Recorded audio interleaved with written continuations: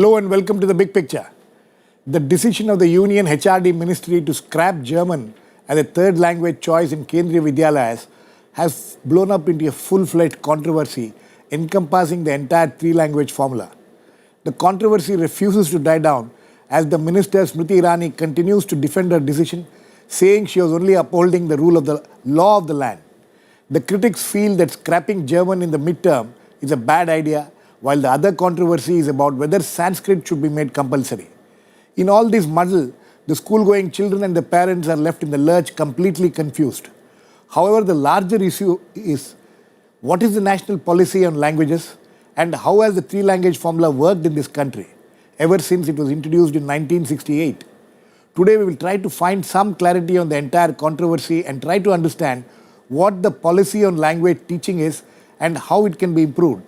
To discuss this, I have with me Shashi Tharoor, Congress MP and former Union Minister, Mohammad Salim, CPIM MP, R. Bala, National Convener, BJP Intellectual Cell, Ashok Agrawal, Advocate who represents the All India Parents Association, and Professor Apurvanand of Department of Hindi, Delhi University. Welcome to all of you. Bala, I would like to come to you first. Your government has made this decision. Now it is defending its decision that what has been done is according to the law of the land. How is it law of the land? What is law of the land? See, in fact, my feeling is that there is no controversy at all. It is a controversy created by the media, and there has been a consensus in the country about three-language program formula. Whether it was the UPA government, and the latest report in the Indian Express today shows that the Sanskrit policy was adopted by the UPA government, which means that the BJP has not done anything new. There is a three-language formula. All the students and the teachers, the academia, they have accepted this. But a controversy is created because of the German language. And about teaching the German language also, I don't have a problem. What I'm saying is the Sanskrit should not be replaced for teaching German, because it is always the case that Sanskrit was a language which was compulsorily taught at the middle level. When? In all schools, all over the country and throughout. No. So I'm talking about the Kendriya Vidyalayas, Navodaya Vidyalayas and the central schools. Kendriya Vidyalayas did it wrong way. Apurvanand, let him finish. No, Bala, are you trying to say that Sanskrit is part of the three-language formula? Sanskrit is not part of the three-language formula. It was that way the fourth language which one has to adopt. That was one way. In some states it is not. For example, from Kerala where I am coming, Sanskrit is not compulsory at all. It is an optional subject. So but now, in Delhi, for example, in Delhi schools, yes, Sanskrit is compulsory. Even my child had to go through Sanskrit. So there is no problem about the language. What I am saying is, it is a controversy that is created unnecessarily, and nobody is looking at the improvement of the education system, but everybody is looking after. No, we will look at the improvement of the education. But first let us try to understand why this controversy has been created. You are saying this is a question that we have to ask the previous government. Okay. We will ask the previous government. We have a former minister there of the teaching of Sanskrit. I'm trying to understand what you are trying to say. Are you trying to say that making Sanskrit compulsory is necessary? See, this is a language on which there is no controversy at all in this country. People want Sanskrit to be taught. People want Sanskrit to be taught? Yes. Okay. I think on that, Shashi Tharoor, so people want Sanskrit to be taught. There are two aspects to this controversy. One is about scrapping German midterm, and the other is about making Sanskrit compulsory, if I have understood what this controversy is about. Is that the way you also understand it? No, it's a little more complicated than that, Rakesh. First of all, the issue is, first, the minister says that the Constitution requires it, the Constitution does not. Then she says the law of the land requires it, the law of the land does not. The three-language formula is a policy, it is not a law. The policy was announced in 1965 following the Tamil Nadu agitation against Hindi. Right. And the formula was supposed to be that in all schools, you would basically have the local language, the language of the state, you would have English, and you would have a third language from another part of the country in order to promote national integration. Right. So the idea was, for example, that in the north they would teach a South Indian language in the schools, and in the south they would teach Hindi. But the practice, unfortunately, has been honored in the breach. There is no North Indian state whose school system offers Tamil or Malayalam or anything like that. And many South Indian states do offer Hindi because they feel it's useful for the children. But to call this a three-language formula is frankly stretching it. The truth is that in many cases, a third language is not even available in the schools. Now, in the Kendriya Vidyalayas, we have a different approach. The Kendriya Vidyalaya says you cannot actually teach the local language. It's a school system meant for the employees, central government employees and their children. And therefore, the idea is to have transferable skills. So English and Hindi are taught compulsorily. A third language is offered. And it so happened that German was offered. It so happened that there was a tremendous demand for it. I think some 78,000 students had signed up for German. So our first problem is it was actually an option for the students. They had to have a third language, but they were not told they had to have German. They could have chosen something else. Secondly, that the decision was made 3 months before the end of the academic year and the examinations at the end of the academic year, which throws the kids into disarray. They're not able to actually study Sanskrit in 3 months and write an exam. At the same time, their preparations and their hard work for this year in German are also wasted. That too is a problem. On the question of Sanskrit being made compulsory, Mrs. Irani assures us that there is no such intention. We have to take her at her word. But the fact is that if they say that every child must learn a third language and that third language must be Sanskrit, then that's the same as making Sanskrit compulsory. If they say you must learn a third language, but Sanskrit is one of 5 or 6 languages, including German, French, whatever you can choose, that's fine. I think it's difficult to quarrel. In fact, that is what is being made available to the Kendriya Vidyalaya students now. Sanskrit, German, Mandarin, French, whatever. By that logic, the children who are doing German now should be allowed to continue German. But they're not. They're being told they cannot. They have to switch to Sanskrit. So clearly the government is very confused in its decision making and in the lack of clarity of its explanations of its own decisions. Okay. I think let us get Ashok Agarwal in on this because he has been fighting this case in the courts also. Mr. Agarwal, can you throw some light on this? Now, what is... You have been writing to the union HRD minister also. What is this controversy now and where does it stand legally? In fact, I wrote to the education minister at the time when in the mid-session the children were forced to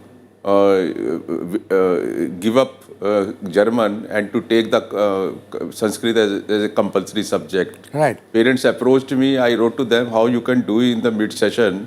And I also said to them that it is a 3 year course, 6, 7, 8. If somebody is studying in class 6 German, he should be allowed to continue at least up to 8. But when matter went to the Supreme Court and Supreme Court intervention, I think at least some relief to the parents is expected for this year. But the point is, it is being said that it is a policy. As a lawyer, this is a law. This policy is not a law. As a lawyer, I can say it is not a law at all. And policies are made, and how many policies are being followed by the government itself. And if you take the case of private schools, can you force the private schools to have a Sanskrit as a compulsory third subject? They are not doing it. So why they are seriously interested only where poor children of masses are studying?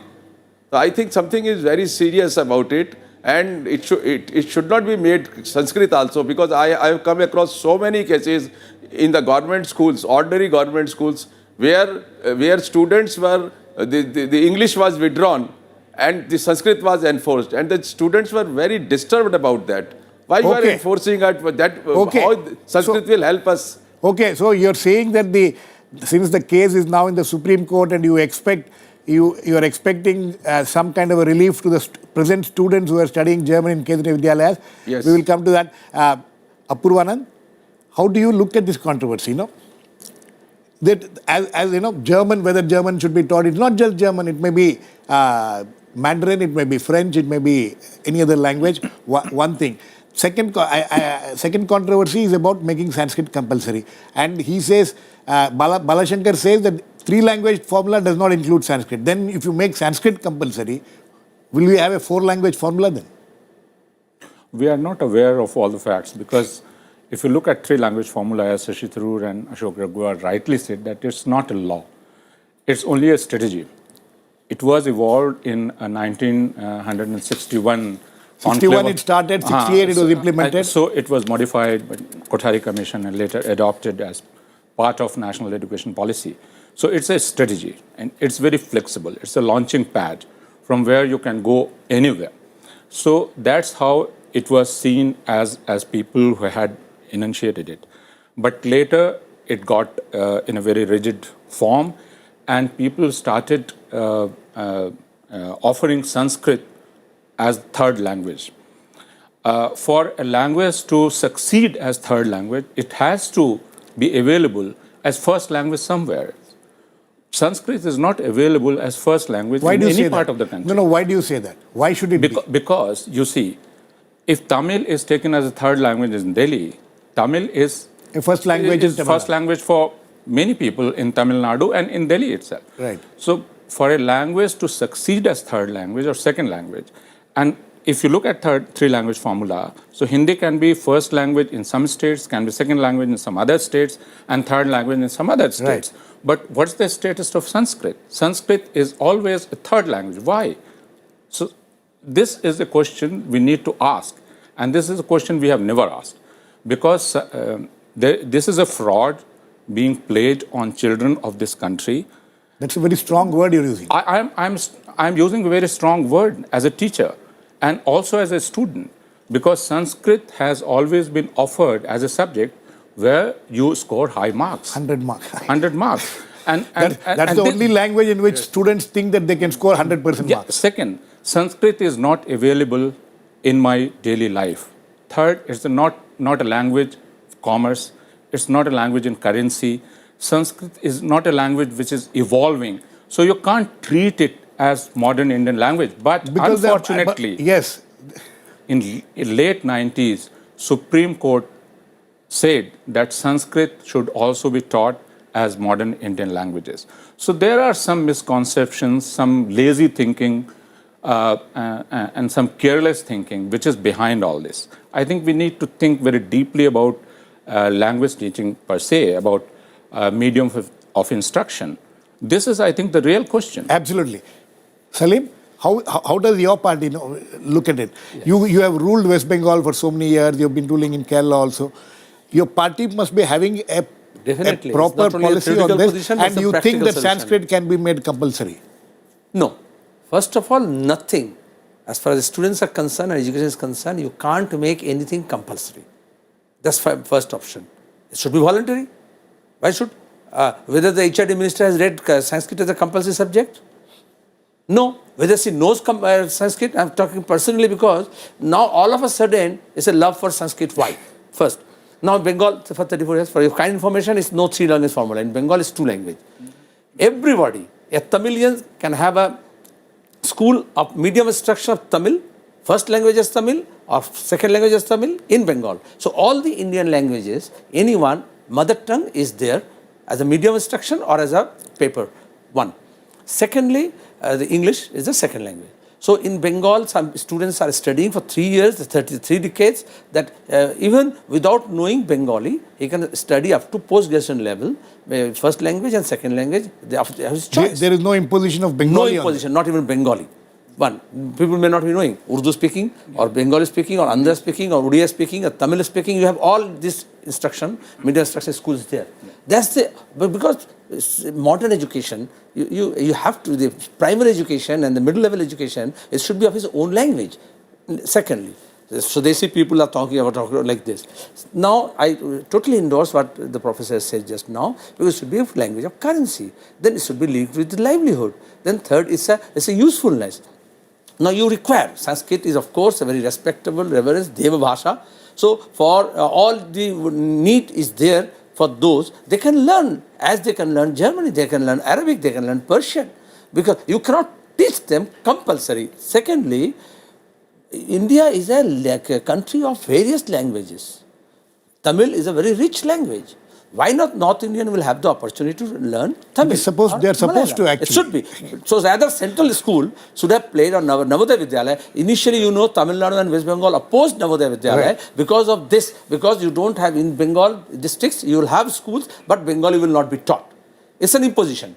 So rather, if you are at all interested in third language, so for the Kendriya Vidyalaya and Navodaya Vidyalaya, you impart language of that state. So in Maharashtra, it should be Marathi. In Karnataka, it should be Kannada. And the same people who are talking like Sanskrit here, in Karnataka, what you see the BJP people? They say Kannada must. In Maharashtra, it's a Marathi must. In the Gujarat, it's a Gujarati must. So you are dividing the country.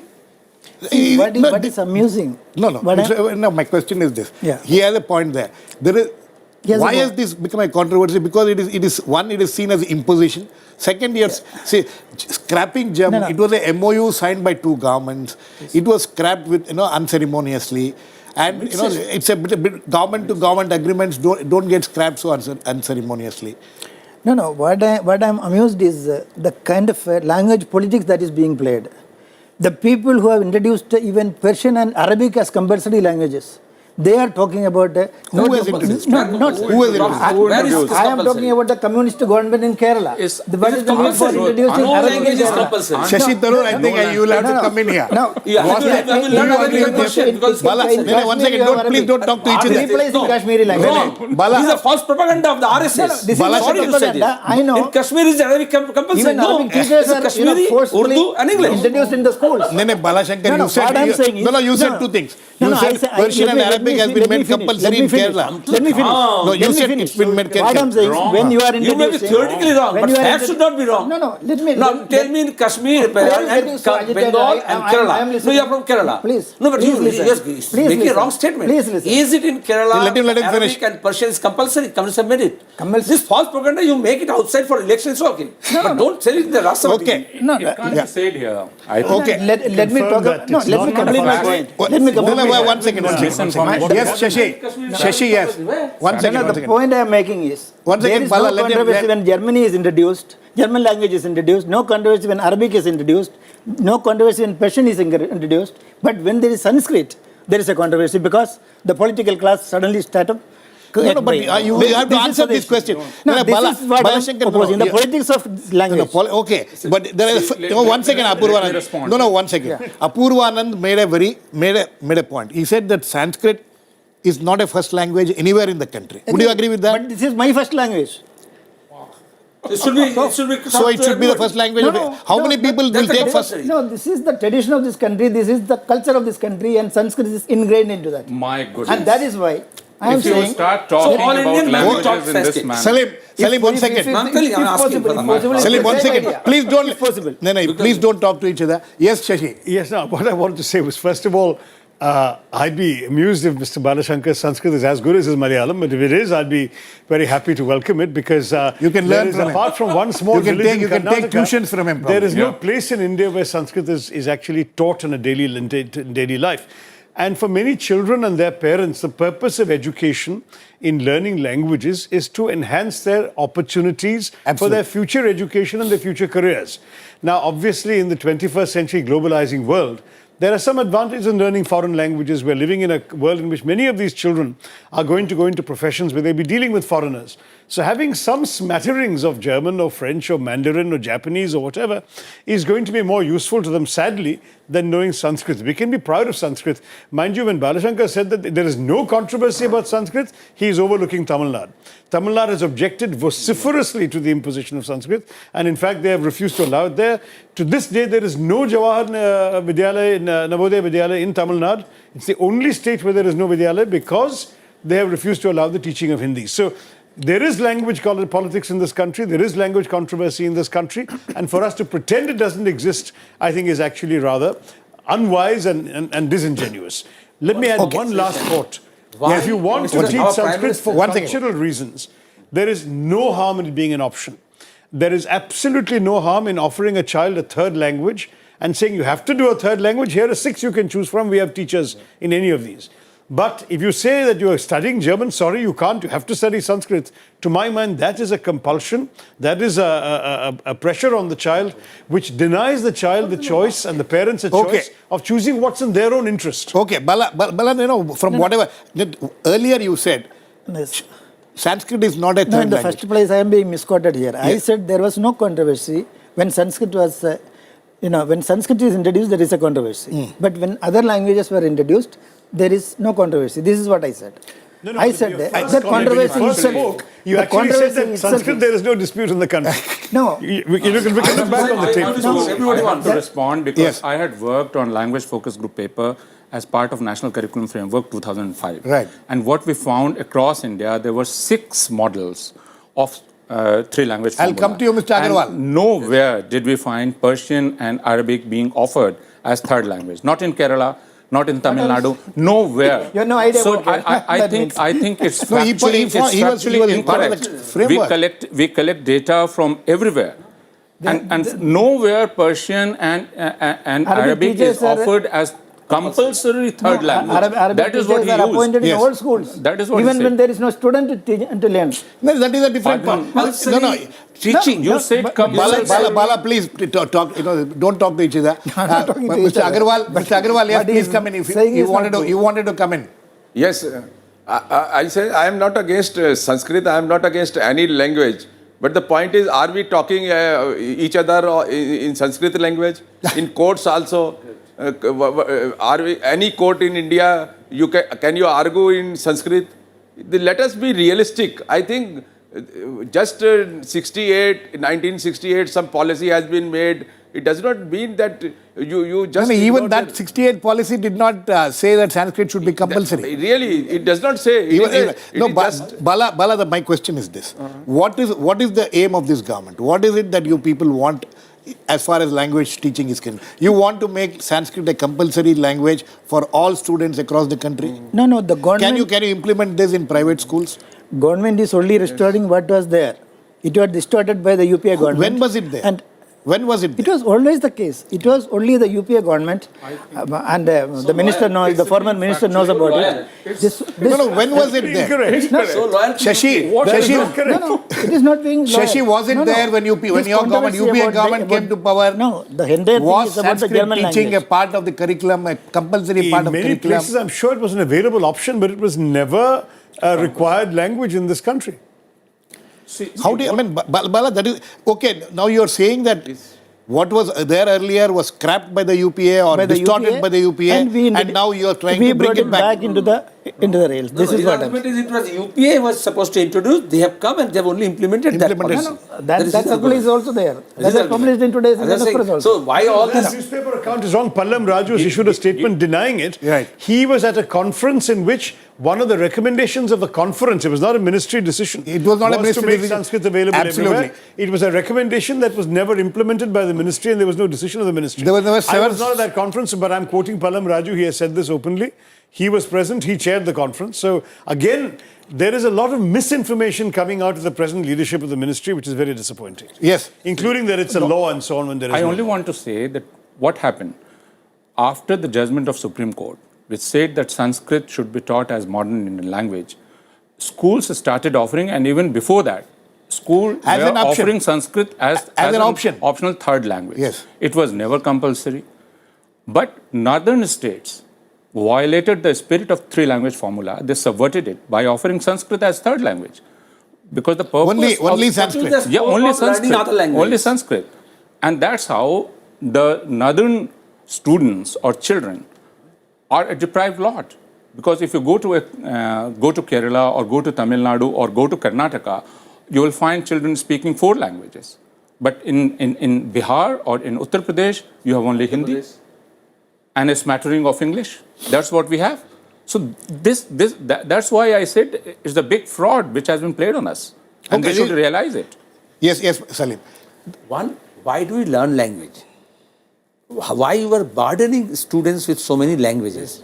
You learn the language so that you learn the subject, you express it. So now we have to compete with the countries which are now teaching one language. So for German or for Mandarins or for Japan, they learn the language, and in course of time, if you require, you can pick up other languages. So from the student days, you need not. So they should focus on mathematics, history, science, physical science. Instead of that, because you revere that language, so you trust it. That's the objection. Bala, that is the issue. The issue is... No, that is not the issue. Why is the controversy come up? No, why- Because people think that this government is trying to impose certain things on students which was not done earlier. What Mr. Salim is saying is also that if it is a good career option, Yes. then there is a possibility of giving the language. Yes. If Germany is taught, or any other language is taught, the foreign language, which is offering a career option, then what is wrong with Sanskrit, which is offering more career options and more I don't think anybody has a problem. opportunities? I don't think anybody has a problem if it's one of the options. No. What you are saying is No, make no, it if that compulsory. is the argument for learning another language, a foreign language. No, So, Balaji, no, we are happy one second, that one second. Modi ji visiting various countries spoke in Hindi. Why is he spoken in Sanskrit? If you buy your argument, he should have spoken in Sanskrit. No, Sanskrit. That's our culture, that's our language, No, that's our history. But Hindi is our national language. That is why he spoke in Hindi. No, Sanskrit Every foreign leader. There is no reference to national language in the Hindi is not You our should have national spoken in language. Sanskrit. Hindi is not Constitutionally, Hindi is not our national language. It's again a misconception. Please There's go nothing and like read national the language. Constitution. It's one of Rajbhasha, many Indian languages. It's only an official language, Official language. and that not too national. with English. now, So please change Constitution. No, amend Bala Shankar, Constitution. no, I want a clarity on this finally.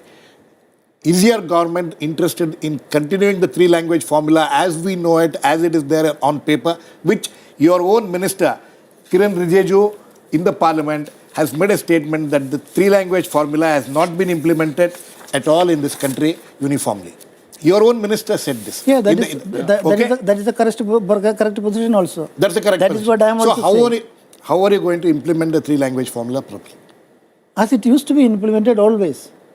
That is why I said the aberration came during the UPA government when they offered German language as an option and as a compulsory option. Compulsory option, Shashi Tharoor? Was it a No, compulsory not option, German?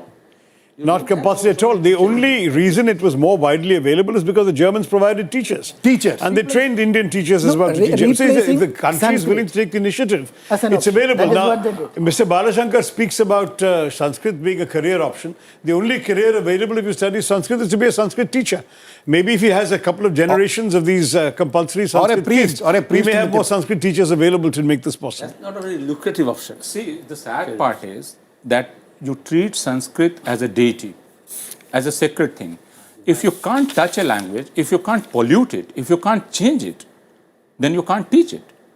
And that's the problem with Sanskrit.